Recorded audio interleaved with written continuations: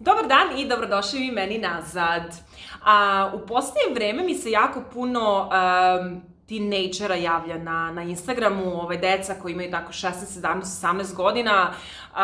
Ja mislim da sam shvatila da sam na neki način uticala na mnogi od vas kada mi se pojedini ljudi jave da me pitaju za savet šta oni da urade u svom životu, koji fakultet da upišu, da li da napuste zemlju, da li da ostanu i tako dalje. I mislim da sam tek tada u stvari shvatila da ljudi u meni vide određen uzor i iz tog razloga meni traže savet i prosto ja moram priznati da meni je zaista čast kada mi se bilo koje dete javi da me pita za neki svoj životni savet. Stoga sam razmišljala koje savete bih ja sebi sada u svojim 30-ima dala Kristini koja je bila u 20-ima. S obzirom da, kažem, me dosta tinejdžera prati, ovo je video za sve vas i zaista ovo je nešto što bih volela da je meni neko rekao kada sam bila u mojim 20-ima. Prvi savet koji želim da vam dam jeste da naučite da prihvatite svoje telo. Ja sam čitav svoj život, i ne šalim se s vama, pogotovo srednju školu, bila iskompleksirana zbog svog izgleda, jer ja sam neko ko ima jaču konstituciju, ja imam obline, ja imam butine, ja imam zadnjicu i prosto ja nisam mala žena, nikada nisam bila i to je bio jedan neverovatno veliki kompleks da ja nisam bila u stanju da prihvatim svoje obline kao nešto lepo i kao deo mene, već sam ja to doživljavala kako sam debela, koliko sam dijeta ja probala. Ljudi moji, pa vi toga niste svesni. Da mi je neko rekao, Kristina, ti si jedna prelepa žena sa oblinama, ja bih rekla, izvini, da si ti mene video, mislim, o čemu ti pričaš? Istina jeste da ja danas sa svojih 30 itekako prihvatam svoje telo, shvatam da sam jedna jako lepa žena, ne samo s polja, već iznutra i ja sad jako puno volim svoje obline. Poenta je da mi je zaista trebalo da dođem u određene godine, da prihvatim svoje telo i shvatam koliko bi mi život bio lakši da sam ja to prihvatila mnogo ranije. Jer ništa se ja specijalno nisam promenila. Ja i dalje imam svoju kilažu iz srednje škole, ja sam vas uvijek vrtela tu negde na 69 kg, ja i dalje to imam, tako da ništa se ja nisam promenila, samo sam se ovde promenila i rekla ti si jedna prelepa žena sa prelipim oblinama i nema uopšte razloga da budiš iskompleksirana ili da se ti toga stidiš. Sljedeći savjet koji želim da vam dam jeste da je potpuno u redu da ne znate šta želite da radite u životu. Ja sam imala tu sreću da sam od tih nekih tinejdžerskih dana uvek znala, sad ćete da razumete zašto govorim ovo pod navodnike, šta želim da radim. Ja sam žela da budem policajac i žela sam da budem inspektor, nebitno. Tako da ja kad sam imala sigurno nekih 16 godina, meni je to bio jedan veliki san da ja završim policijsku akademiju. Međutim, u Srbiji je situacija takva da u većini slučajeva, bar je tada bilo, morate da imate određenu vezu da biste upali na policijsku akademiju. Tako da je meni fakultet bezbednosti bio jedna sigurnija opcija, jer je samo bilo potrebno naučni prijemni i da položim i da upišem taj fakultet i ja jesam taj fakultet upisala. Ja sam studirala nešto što je mene zaista interesovalo i ja sam sebe tada videla u toj sferi. Međutim, kao što vidite, ja sad imam 31 godinu i ja svoju karijeru gradim u ugostiteljstvu, ne zato što moram, već zato što ja to volim i to je posao u kojem sam se ja pronašla, to je posao u kojem sam ja itekako dobra. Tako da ja sam znala da će meni to biti sfera interesovanja, ja sigurno ne bih upisala fakultet bezbednosti, no nisu svi te sreće kao ja da znaju šta žele od svog života.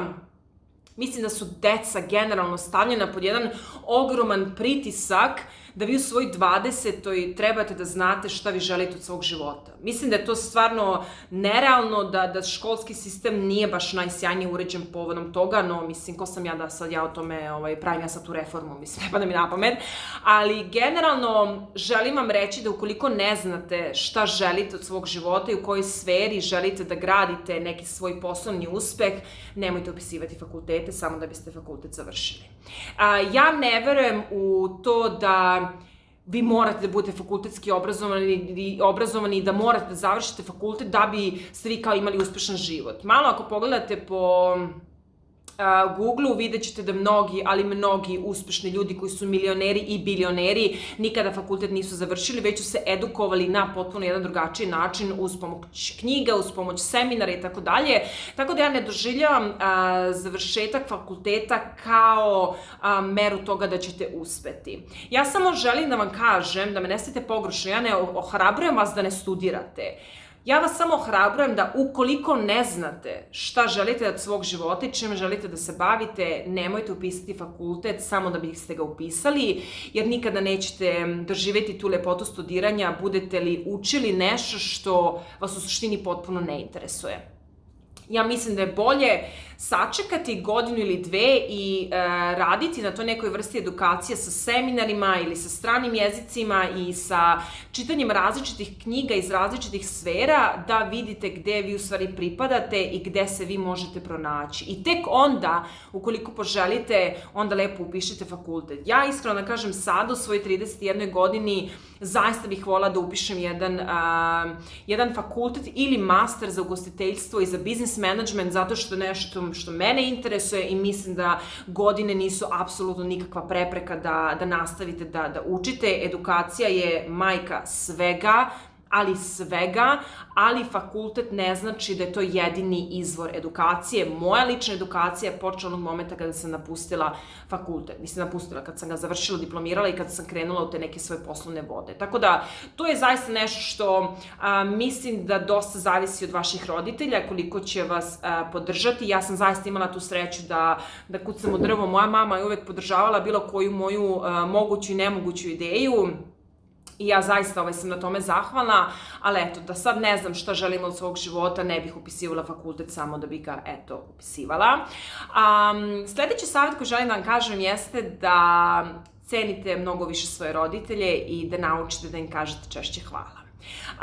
Ja ne znam da li je zbog te neke moje 30. da li sam ja jednostavno sazrela, šta se sa mnom desilo, ali ja sam se zaista nevjerojatno promenila u poslednjih godinu do dve.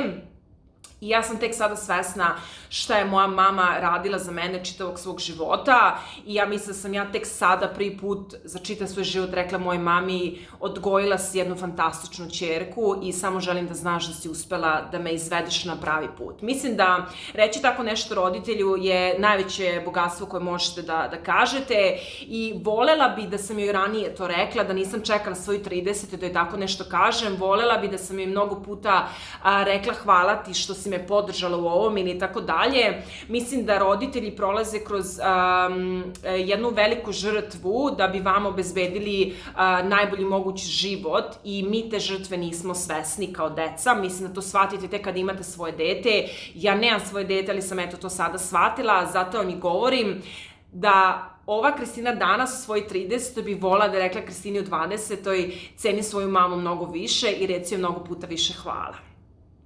Sledeći savjet jeste da se ne plašite godina i da se ne plašite starenja. Ja se sećam kada sam bila u nekim svojim 25. ta 30. je uvek bila nekako famozna. Uvek se nekako očekivalo da vi imate i posao i da imate dete i da imate muža i da imate stan i da imate kola i da je vama život sređen do 30. godine. Ja mislim da to tako više ne funkcioniše i da nema potrebe da stavljate sebi bilo kakav limit da do 30. vi morate da imate ne znam nija šta. Mislim da je najbitnije da vi odredite neke svoje lične ciljeve koje želite da ostvarite i da se ponašate u skladu sa tim ciljevima, a ne ono što društvo očekuje od vas. Ja sam svoj 30. rođendan dočekala na jedan prelep, uzbudljiv način jer sam bila toliko srećna što punim tu 30. Ja zaista ne znam da li je zbog godina, da li je zbog načina života koje imamo ovde, zbog knjiga koje sam čitala, ja zaista ne znam, ali ja sa sigurnošću mogu da vam kažem da moment kada sam napunila 30. godinu, kao da je neko ovako uzeo prekidač neki i da me okrenuo, gde sam ja od jedne devojke postala žena, jedna zrela žena koja tačno zna šta želi od svog života, šta ne želi, znala sam ko sam i šta sam, nije me bio strah da idem glavom kroz zid na neki način u smislu da su me ljudi osuđivali poput nekih mojih stavova i tako dalje. Ja najiskrenije kažem, volim ove moje 30. toliko dobro i znam da ovo neće zvučiti sad skromno, ali mislim da što sam starija, to sam sve lepše i da dobijam tu neku unutrašnju lepotu i taj neki unutrašnji sjaj i verujte mi da je do godina i zbog toga što sam ja generalno srećna kakva osoba sad jesam. Ja ne opravdavam očekivanja drugih ljudi, ja nisam došla na ovaj svet da opravdam ničije očekivanja sem mojih. Tako da zaista želim da vas ohrabrim da kada ste u tim nekim 25. 26. da ne paničite i da se ne plašite starenja, već da svaku novu godinu dočekate oberučke i kažete Bože, prethodna godina šta me je sve naučila i da vidite te neke pozitivne lekcije koje su ostale u godini iza vas i da vidite šta biste u sledećoj promenili. Poslednji savjet za danas jeste da vam kažem da, znate ima ona izreka sve u svoje vreme. U mom životu, ja to kažem, sve u moje vreme. Savjet jeste da radite sve u vaše vreme kada vi u vašoj duši osetite da je pravo vreme za šta god, za dečka, za udaju, za bebu, za posao, za fakultet, za bilo koji segment vašeg života. Radite ono kada ste spremni, a ne kada morate. Ja se sećam kada sam bila u nekim svojih možda 20-ima, recimo, moja mama je došla i meni rekla, ajde, hoću da te naučim da kuvaš. Ja sam rekla, ja to ne želim. Ona kaže, ali ti moraš da naučiš da kuvaš. Ja kažem, ne, ja ne moram ništa. Ja ću doći tebi kada ja budem ostala da želim da kuvam, jer budeš li me terala sada da naučim da kuvam, a meni do toga nije, ja ću da mrzim i šporet, i kuhinju, i bilo koga kome ću da spremam tu hranu i bit ću odvratna i isfrustrirana žena i supruga koja će mrziti da bude u kući. Ja sam rekla, ja to da budem ne želim. Kada budem ostala ovde da želim da naučim da kuvam, ja ću ti doći. Do tada ja mogu da živim i na višli, i na pašteti, i na pasti, i na popari, i na čemu god. Znači, ja zaista nisam znala da skuvam ništa. Tek prvi put kada sam počela da kuvam je bilo kada sam počela da živim sa svojim bivšim suprugom i ja sam tad možda imala 25 godina. Ja sam tek tada, 5 godina kasnije, došla kod moje mame i rekla hoću da me naučiš da uvijam sarmu. Ona me je pogledala kao šta se sad to dešava. Ja sam joj rekla sam ti doći ću kad budem bila spremna, nemoj me terati. Isto je tako za bilo šta u životu što vam se dešava. Skoro sam pričala to na Instagramu, ja se izvinjam za one ljudi koji će da čuju tu priču opet. Jedna moja poznanica koju ja znam kad je bila dete, se udaje ove godine i on ima 25 godina. Ja sam pomislila, Bože, 25 godina, pa ona je baš mlada, pa mislim što se sad udaje, mislim ono što nije čekala. I onda kažem sebi, pa čekaj Kristina, pa ti se udala u 26. Ti si se udala u 26. Da li je bilo rano ili je bilo kasno, je nebitno. To je u tom momentu bio pravi moment. Ja, iako sam se sad razvela, da me pitate da li bi se udala u 26. Ja bih vam rekla da. Zato što je to tad bilo moje vreme, bilo je pravo vreme, udala sam se iz ljubavi, ne zato što sam morala, ne zato što sam bila trudna, već zato što sam svim srcem i dušom žela da se udam za svog bivšeg supruga. Zato vam i kažem sve u vaše vreme. Onda kada vi osetite, nemojte da dozvolite da vas ljudi pritiskaju. Da li je to okolina, da li je to porodica, da li je to vaše društvo, da li su to socijalne mreže, uopšte nije bitno šta. Nemojte da dozvolite da padnete u tu zamku, već kažite sami sebi sve u moje vreme, jer ja živim život po mojim pravilima. Eto, to je sve od mene za danas. Ja vas ljubim puno i pozdravljam vas puno, a mi se vidimo u nekom od narednih videa. Ćao!